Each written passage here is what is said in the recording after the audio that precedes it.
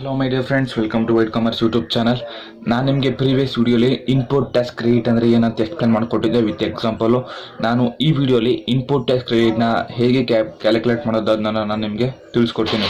ಜಾಸ್ತಿ ಟೈಮ್ ತಗೊಳ್ಳೋದು ಬೇಡ, ವಿಡಿಯೋ ಶುರು ಮಾಡೋಣ. ನಾನು ವಿಡಿಯೋ ಶುರು ಮಾಡೋಕ್ಕಿಂತ ಮುಂಚೆ ನೀವೇನಾದರೂ ನಮ್ಮ ಚಾನಲ್ಗೆ ಸಬ್ಸ್ಕ್ರೈಬ್ ಆಗಿಲ್ಲ ಅಂತಂದರೆ ಬೇಗ ಸಬ್ಸ್ಕ್ರೈಬ್ ಆಗಿ, ಹಾಗೆ ಲೇಟೆಸ್ಟ್ ಅಪ್ಡೇಟ್ಸ್ಗೆ ಬೆಲ್ ಐಕನ್ನ ಪ್ರೆಸ್ ಮಾಡಿ. ಫಸ್ಟ್ ಆಫ್ ಆಲ್ ನಾವು computation of input tax credit ನಾವು ಕಂಪ್ಯೂಟ್ ಮಾಡ್ಬೇಕಾದ್ರೆ ನಿಮಗೆ ಫಸ್ಟ್ ಆಫ್ ಆಲ್ ನಿಮಗೆ 3 ಪ್ರಿನ್ಸಿಪಲ್ ಮ್ಯಾಂಡೇಟರಿಯಾಗಿ ಗೊತ್ತಿರಬೇಕು. ನೀವೀಗ ನೋಡೋದಾದರೆ GST ಅಂದರೆ 3 ಟೈಪ್ಸ್ ಬರುತ್ತೆ: SGST, CGST ಮತ್ತು IGST. ಇದನ್ನು ನಾವು ಯಾವಾಗ ಯಾರ ಮೇಲೆ ಹೇಗೆ ಇದನ್ನು ಇಂಪೋಸ್ ಮಾಡ್ತೀವಿ ಅಂತ ನಿಮಗೆ ಫಸ್ಟು ನಿಮಗೆ ಗೊತ್ತಿರಬೇಕು. ನೀವು ನೋಡ್ತಿರ್ಬೋದು CGST ಮತ್ತು SGSTನ any goods or service or sale within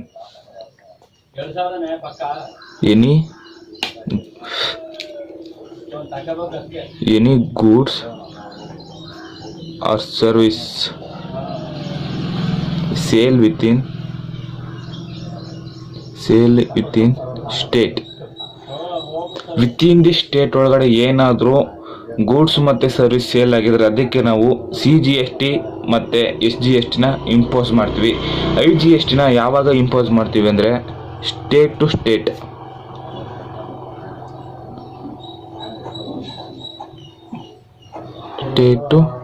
state. For example, ಈಗ ತಮಿಳ್ನಾಡಿಂದ ಕರ್ನಾಟಕ ಏನಾದರೂ ಒಂದು ಟ್ರಾನ್ಸಾಕ್ಷನ್ ಆಗ್ತಿದೆ ಅಂತಂದರೆ, ಗೂಡ್ಸ್ ಆಗಿರ್ಬೋದು ಇಲ್ಲ ಸರ್ವಿಸ್ ಆಗಿರ್ಬೋದು, ಏನಾದ್ರು ಟ್ರಾನ್ಸಾಕ್ಷನ್ ಆಗ್ತಿದೆ ಅಂತಂದರೆ ತಮಿಳ್ ಟು ಕರ್ನಾಟಕ ಏನಾದರೂ ಒಂದು ಬರ್ತಾ ಇದೆ ಗೂಡ್ಸ್ ಅಂದರೆ ಅದಕ್ಕೆ ನಾವು IGSTನ ಇಂಪೋಸ್ ಮಾಡ್ತೇವೆ.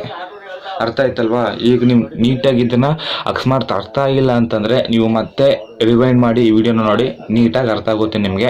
CGST ಮತ್ತು SGSTನ ವಿತಿನ್ ದಿ ಸ್ಟೇಟು ಏನಾದರೂ ಗೂಡ್ಸ್ ಪರ್ಚೇಸು ಮತ್ತು ಸೇಲ್ ಆಗಿದ್ರೆ CGST ಮತ್ತು SGSTನ ಇಂಪೋಸ್ ಮಾಡ್ತೀವಿ. IGSTನ ಯಾವಾಗ ಇಂಪೋಸ್ ಮಾಡ್ತೀವಿ ಅಂತಂದರೆ ಸ್ಟೇಟ್ ಟು ಸ್ಟೇಟ್ ಏನಾದರೂ ಟ್ರಾನ್ಸಾಕ್ಷನ್ ನಡೆದಾಗ ನಾವು IGSTನ ಇಂಪೋಸ್ ಮಾಡ್ತೀವಿ. ನೆಕ್ಸ್ಟ್ ಪ್ರಿನ್ಸಿಪಲ್ ಬಂದು ನೆಟ್ GST ಪೇಯಬಲ್ನ ಹೇಗೆ ಕಂಡುಹಿಡಿಯೋದು ಅನ್ನೋದು. ಫಸ್ಟ್ ಆಫ್ ಆಲ್ ಅದರಲ್ಲಿ ನಮಗೆ ಔಟ್ಪುಟ್ ಟ್ಯಾಕ್ಸ್ ಕಂಡುಹಿಡಿಬೇಕು. ಹಾಗೆಯೇ ಇನ್ಪುಟ್ ಟ್ಯಾಕ್ಸ್ ಕ್ರೆಡಿಟ್ ಮೀನ್ ITC. ಔಟ್ಪುಟ್ ಟ್ಯಾಕ್ಸಿಂದ ಇನ್ಪುಟ್ ಟ್ಯಾಕ್ಸ್ ಕ್ರೆಡಿಟ್ನ ಮೈನಸ್ ಮಾಡಿದಾಗ ನಮ್ಗೆ ಏನು ಸಿಗುತ್ತೆ ಅದು ನೆಟ್ GST ಪೇಯಬಲ್. ಇದನ್ನು ಸುಮ್ಮನೆ ಕಂಡುಹಿಡಿಯೋಕ್ಕಾಗಲ್ಲ, ಇದಕ್ಕೆ ಕೆಲವು ಫಾರ್ಮ್ಯಾಟ್ ಇದೆ. ಏನಂತಂದರೆ utilisation of ITC under section 49. Utilisation of ITC under section 49. ಇಲ್ಲಿ ಏನು ನೀವು ನೀಟಾಗಿ ಅಬ್ಸರ್ವ್ ಮಾಡಬೇಕು ಅಂತಂದರೆ IGST, CGST, SGST ಇದು ನಾವೀಗ ಇದನ್ನು ನಾನು ಇನ್ಪುಟ್ ಟ್ಯಾಕ್ಸ್ ಕ್ರೆಡಿಟ್ ಅಂತ ಕನ್ಸಿಡರ್ ಮಾಡ್ತೇನೆ. Input tax credit. ದೆನ್ ಇದನ್ನು ನಾನು ಈ ಕಾಲಮ್ನ ನಾನು ಔಟ್ಪುಟ್ ಟ್ಯಾಕ್ಸ್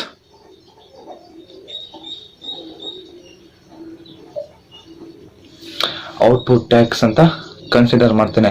ಇನ್ ಕೇಸ್ ಏನಾದರೂ ನೀವು ಇಲ್ಲಿ IGSTನ ನೀವು ಕಂಡುಹಿಡಿಯಬೇಕು ಅಂತಂದರೆ ಫಸ್ಟ್ ಕೇಸಲ್ಲಿ ನೀವು IGSTನೇ ಡಿಡಕ್ಟ್ ಮಾಡಬೇಕಾಗುತ್ತೆ. ಫಸ್ಟ್ ಕೇಸ್ IGSTಲೇ ನೀವು ಡಿಡಕ್ಟ್ ಮಾಡ್ತಾ ಹೋಗ್ಬೇಕಾಗುತ್ತೆ. ಅಕಸ್ಮಾತ್ in case of any balance ಬಂದರೆ ಸೆಕೆಂಡ್ ಒಂದು ಬಂದು CGST. ಅಕಸ್ಮಾತ್ ಇದರಲ್ಲೂ ಏನಾದರೂ ಇನ್ನೂ ಬ್ಯಾಲೆನ್ಸ್ ಬಂತು ಅಂತಂದರೆ SGST. ಅರ್ಥ ಆಯ್ತಲ್ವಾ? ನೆಕ್ಸ್ಟ್ ಸೆಕೆಂಡ್ ಪಾಯಿಂಟ್ ನೋಡಿದ್ರೆ CGST. ಇನ್ ಕೇಸ್ ಆಫ್ ಇದ್ರೂ ಕೂಡ ಸೇಮ್ ಅಷ್ಟೇ. CGST ನಾವು ಕಂಪೋಸ್ ಮಾಡ್ತಿದ್ದೀವಿ ಅಂದರೆ ನಾವು ಫಸ್ಟ್ ಆಫ್ ಆಲ್ ನಾವು CGSTನೇ ಡಿಡಕ್ಟ್ ಮಾಡ್ತಾ ಹೋಗಬೇಕು ಫಸ್ಟ್ ಕೇಸ್. ಹಾಗೆಯೇ ಇನ್ನು ಇನ್ ಕೇಸ್ ಆಫ್ ಬ್ಯಾಲೆನ್ಸ್ ಏನಾದ್ರು ಇತ್ತು ಅಂತಂದರೆ ನಾವು ಇಲ್ಲಿ IGSTಯಿಂದ ಡಿಡಕ್ಟ್ ಮಾಡ್ತಾ ಹೋಗ್ಬೇಕಾಗುತ್ತೆ.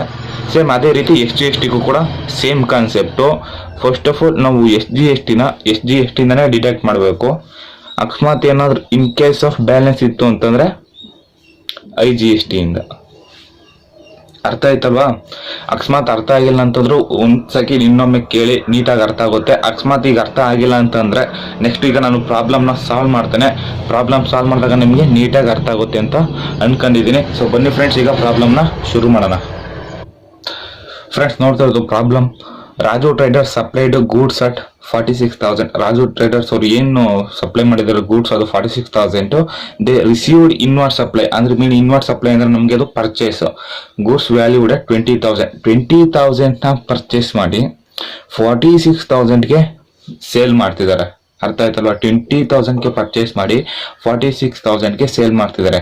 ದಿ ಸಪ್ಲೈರ್ ಚಾರ್ಜ್ ಸ್ಟೇಟ್ ಜಿಎಸ್ಟಿನೂ ಕೂಡ ಕೊಟ್ಟಿದ್ದಾರೆ at 18%. Compute the tax payable by Raju Traders. ಈಗ ರಾಜು ಟ್ರೇಡರ್ಸ್ ಅವರು ಎಷ್ಟು ಟ್ಯಾಕ್ಸ್ ನ ಪೇಯಬಲ್ ಮಾಡಬೇಕು ಅನ್ನೋದನ್ನ ಕಂಪ್ಯೂಟ್ ಮಾಡಿ ಅಂತ ಹೇಳಿದ್ದಾರೆ. ಫಸ್ಟ್ ಆಫ್ ಆಲ್ ನಮಗೆ ಪ್ರಾಬ್ಲಮ್ ಕೊಟ್ಟಾಗ ನಾವು ನೀಟಾಗಿ ಪ್ರಾಬ್ಲಮ್ ಅಂಡರ್ಸ್ಟ್ಯಾಂಡ್ ಮಾಡ್ಕೊಳ್ಬೇಕು. ಅಂಡರ್ಸ್ಟ್ಯಾಂಡ್ ಮಾಡ್ಕೊಂಡಾದ್ಮೇಲೆ ಗಿವನ್ ನೋಡೋದಾದ್ರೆ ಏನೇನು ಕೊಟ್ಟಿದ್ದಾರೆ ನಮಗೆ. ರಾಜು ಸಪ್ಲೈಡ್ ಅವ್ರ ಸೇಲ್ ಅವ್ರ ಔಟ್ವರ್ಡ್ ಸೇಲ್ ಎಲ್ಲ ಕೂಡ ಸೇಮೇ. ಎಷ್ಟು ಮಾಡಿದ್ದಾರೆ? 46,000. ಇನ್ವರ್ಡ್ ಸಪ್ಲೈ ಅವ್ರ ಪರ್ಚೇಸ್ ಎರಡು ಕೂಡ ಒಂದೇ. ಇನ್ವರ್ಡ್ ಸಪ್ಲೈ ಅಂದ್ರೂ ಕೂಡ ಒಂದೇ, ಪರ್ಚೇಸ್ ಅಂದ್ರೂ ಕೂಡ ಒಂದೇ. ಎಷ್ಟಾಗಿದೆ? 20,000. ಇವಾಗ ಇಲ್ಲಿ ಅವರು ನಮ್ಗೆ ಇಲ್ಲಿ within the state to state ಅಂತ ನಮ್ಗೆ ಏನು ಅವ್ರು ಕನ್ಸಿಡರ್ ಮಾಡಿಲ್ಲ. ಅವಾಗ ನಮ್ಗೆ ಅವರು ಕನ್ಸಿಡರ್ ಮಾಡಿಲ್ಲ ಅಂತಂದಾಗ ನಾವೇನ್ ಮಾಡ್ಬೇಕು ಅಂತಂದ್ರೆ ನಾವು ಅದನ್ನ ವಿತ್ ಇನ್ ಸ್ಟೇಟ್ ಅಂತ ಕನ್ಸಿಡರ್ ಮಾಡಬೇಕು. ಏನ್ ಹೇಳಿ, ಅಕಸ್ಮಾತ್ ಅವ್ರು ಏನೋ ಮೆನ್ಷನ್ ಮಾಡಿಲ್ಲ ಅಂತಂದ್ರೆ ಸ್ಟೇಟ್ ಟು ಸ್ಟೇಟು ಅವರು ವಿತ್ ಇನ್ ದ ಸ್ಟೇಟ್ ಅಂತ ಅವ್ರು ಏನೋ ಮೆನ್ಷನ್ ಮಾಡಿಲ್ಲ ಅಂತಂದ್ರೆ ನಾವು ಕಂಪಲ್ಸರಿ ವಿತ್ ಇನ್ ಸ್ಟೇಟ್ ಅಂತಾನೆ ನಾವು ಕನ್ಸಿಡರ್ ಮಾಡಬೇಕು. ವಿತ್ ಇನ್ ಸ್ಟೇಟ್ ಆದಾಗ ನಾವು ಅಲ್ಲಿ ಪೇ ಮಾಡೋದು CGST ಮತ್ತೆ SGST. ಅರ್ಥ ಆಯ್ತಲ್ವಾ? ವಿತ್ ಇನ್ ದ ಸ್ಟೇಟ್ ನಾವು ಏನಾದ್ರು GST ನ ಪೇ ಮಾಡ್ತಿದೀವಿ ಅಂತಂದ್ರೆ ನಾವು ಅವಾಗ ಪೇ ಮಾಡೋದು CGST ಮತ್ತೆ SGST ನ. ಈಗ ಎಷ್ಟಿದೆ? 18% ಇದೆ ಅಲ್ವಾ? 18% ಇದೆ.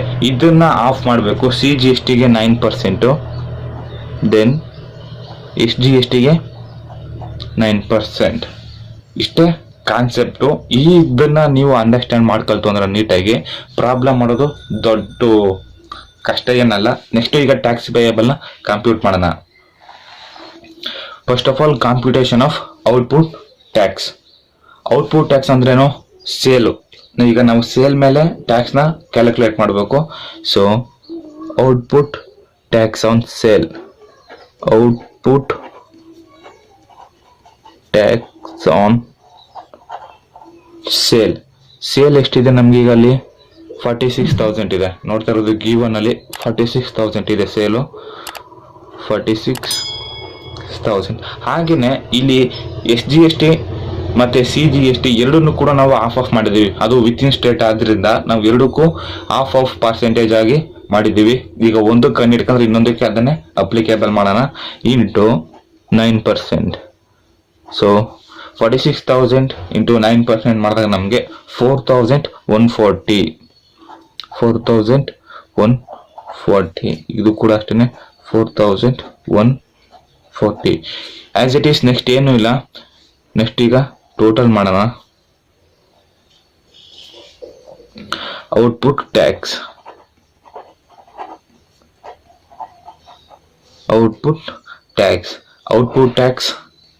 4,140. ನೆಕ್ಸ್ಟ್ ನೋಡೋಣ ನಾವು computation of input tax.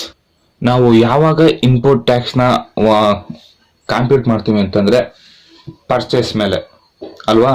Input tax ನ ನಾವು ಪೇ ಮಾಡೋದು ಪರ್ಚೇಸ್ ಮೇಲೆ. ಆದ್ರಿಂದ ನಾವೀಗ ಪರ್ಚೇಸ್ ಎಷ್ಟಾಗಿದೆ ನೋಡೋಣ. Input tax on purchase. Input tax on purchase ಎಷ್ಟಿದೆ?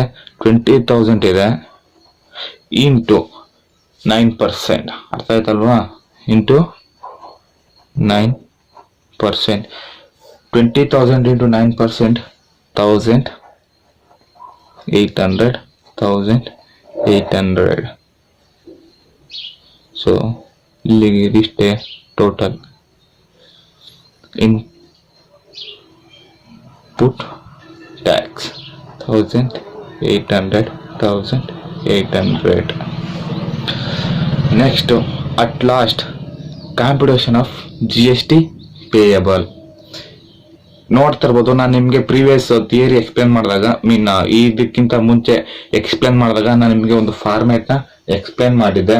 ಅದರಲ್ಲಿ ಔಟ್ಪುಟ್ ಟ್ಯಾಕ್ಸ್ ಇಂದ ಇನ್ಪುಟ್ ಟ್ಯಾಕ್ಸ್ ನ ಮೈನಸ್ ಮಾಡೋದು.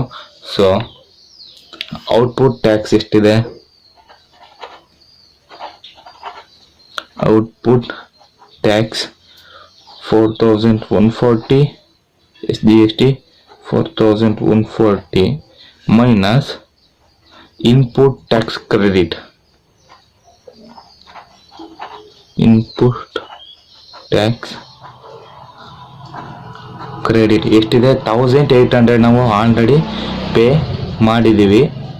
ಸೊ 1800 ಜಸ್ಟ್ ಇದನ್ನ ನಾವು ಡಿಡಕ್ಟ್ ಮಾಡಿದಾಗ 2340 ಏನಿದೆ, 2340 ಏನಿದೆ, ಇದನ್ನ ನಾವು ನೆಟ್ GST ಪೇಯಬಲ್,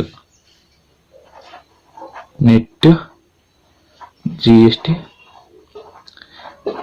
ಪೇಯಬಲ್.